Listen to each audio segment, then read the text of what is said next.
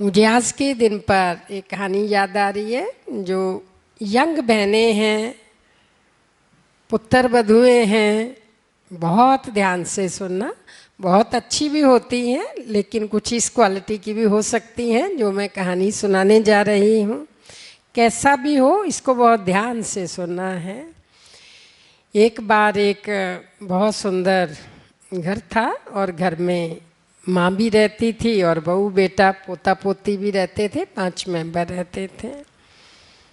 तो उस घर में अच्छा सुंदर घर होता है तो अच्छा पेंट वेंट सब कुछ था। तो माँ बुजुर्ग थी, वो जब चलती थी दीवार को हाथ लगाती थी। हाथ लगाने से थोड़ा बहुत तो कभी खाना खा के उठे, कभी हल्का सा गीला है, कोई नामात्र दाग उस दीवार पे लग जाता था। तो वो जो पुत्र वधू थी वो बहुत परेशान होती थी। अभी अभी पेंट कराया है, इतनी सुंदर कोठी है, ये अब दाग से लग जाते हैं, जो कि ठीक नहीं है। अपने पति को कहती रहती है। थोड़े दिन बीतते हैं, कोई मालिश वालिश की होगी, माँ ने करवाई होगी, कुछ भी होगा।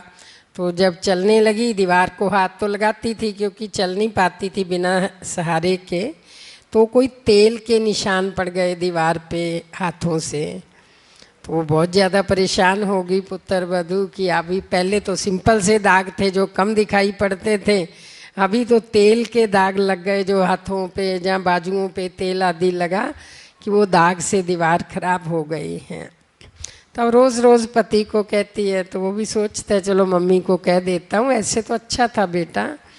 तो वो फिर कहता है मम्मी तो ऐसे किया कर, थोड़ा सा ना आराम से चल ले, लेकिन इस दीवार को हाथ छुया न कर, देख कैसे तेल तेल हो गया है, फिर घर में ऐसे वातावरण खराब होता है।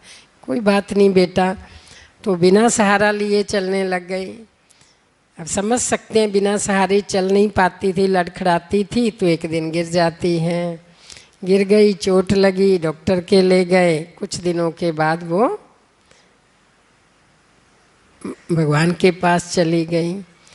तो बेटे को बड़ा पश्चाताप होता है मन में कि मैंने कह दिया तो दीवार को हाथ मत लगाया का, छू मत, ताकि कोई दाग ना लगे। भी उस वजह से गिर गई, वो तो क्लियर ही था कि उसको छूने नहीं दिया, इसलिए वो गिर गई और मर गए।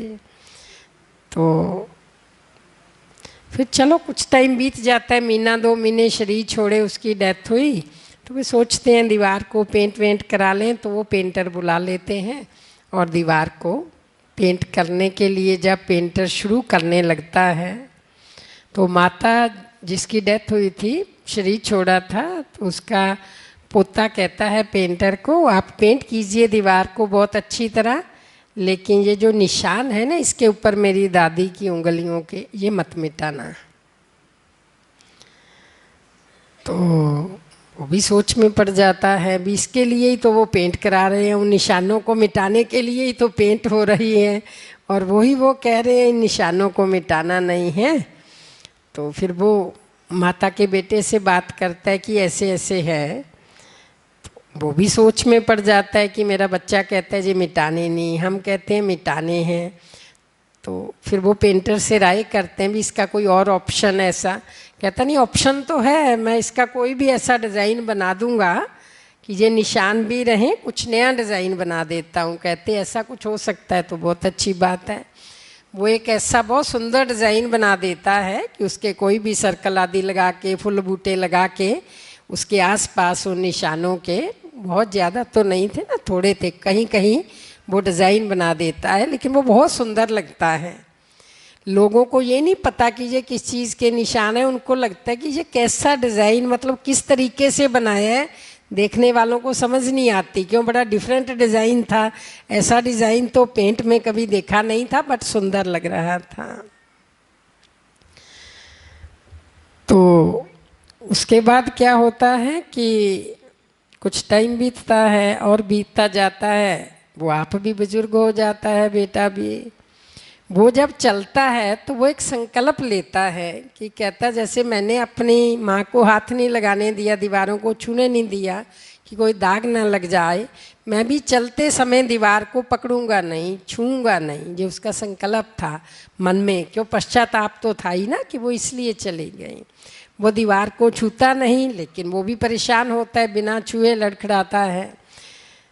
फिर उसका बेटा उसको कहता है कि पापा आप दीवार को पकड़ के चल लो, आप क्यों तंग हो के ऐसे धीरे धीरे चलते हो, आप इसको पकड़ के चलो।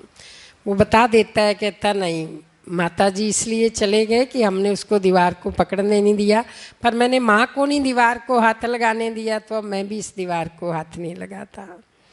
तो फिर उसकी बेटी भाग के आ जाती है, कहती चलो ऐसे करो पापा जी, मेरे कंधे पर हाथ रख लो, आप दीवार को मत हाथ लगाओ, आपका संकल्प है तो आप मत हाथ लगाओ। तो और फिर उसकी बेटी कहती है पापा जी आज ना मैं एक स्केच बनाया था स्कूल में, मेरा वो फर्स्ट आया है।